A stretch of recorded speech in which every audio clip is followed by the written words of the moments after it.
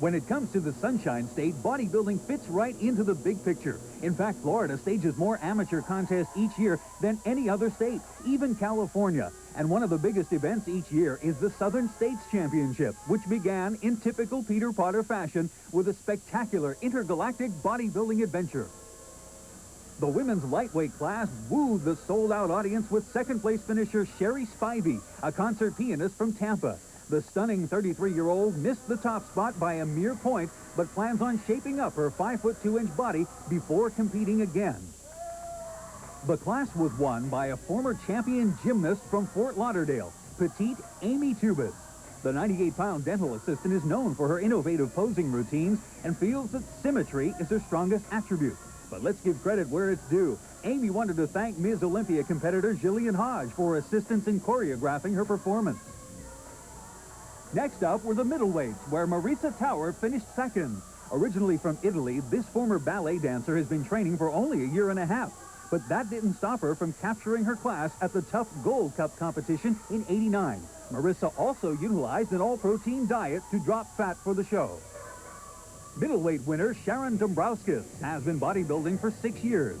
She started competing in her native Virginia, but since moving to Florida and basking in the sunshine, Sharon's drive to keep her body fit took on a whole new dimension.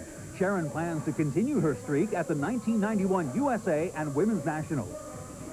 Runner-up in the women's heavyweight division was 25-year-old former Ms. North Carolina Jodi Knox.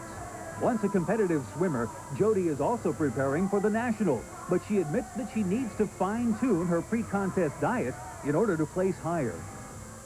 The heavyweight and overall winner was Orlando's Etta Zimmerman, or E.T. as her friends call her. She began bodybuilding to rehabilitate a knee ravaged from years of volleyball, and continued training after muscle gains came remarkably quick. Just 2 weeks before the show, Etta took second place in a bikini contest.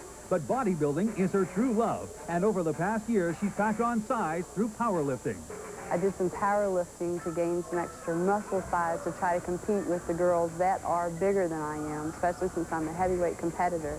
And it paid off real well, but the food part took over from last August through December, and I went home for Christmas, and that's all she wrote, about 30 extra pounds that I had to get off. So I'm looking forward to eating pizza tonight. I've been dieting non-stop for 8 months. The teenage middleweight and overall champion was Miami's Alex Rodriguez. He recently won the 1990 Team Florida title and is a former training partner of George Betancourt, who edged him out for the teenage national title last year. The 19-year-old wanted to dedicate this, his final team competition, to his wife and father-in-law, who also competed in the Masters division. In the men's open middleweight division, second place went to natural competitor 24-year-old Kelvin Ned from Fort Pierce. Kelvin has only been bodybuilding for 1 year, but has always been physique conscious, dating back to his days on the gridiron. The 5'6", 169-pounder is a teacher for emotionally disturbed children and eventually wants to compete nationally. The light heavyweight winner had already taken the middleweight class at the Southern States 2 years earlier. 24-year-old Frank Sane from Miami used his symmetrical and chiseled 176-pound body to storm the class. With some better trap and lower back development, Frank could dominate nationally. The middleweight and overall title was taken by a 32-year-old dentist from Wisconsin.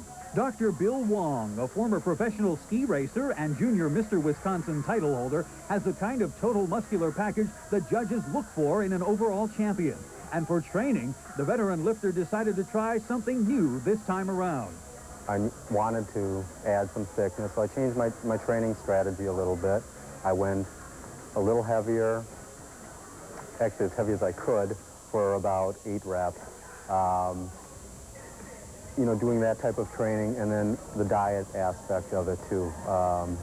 Just monitoring the diet and keeping that so it would hopefully gain the mass. An event drawing some of the best physiques in the South, the Southern States is always a thrill to cover. For American Muscle, I'm John Kobe.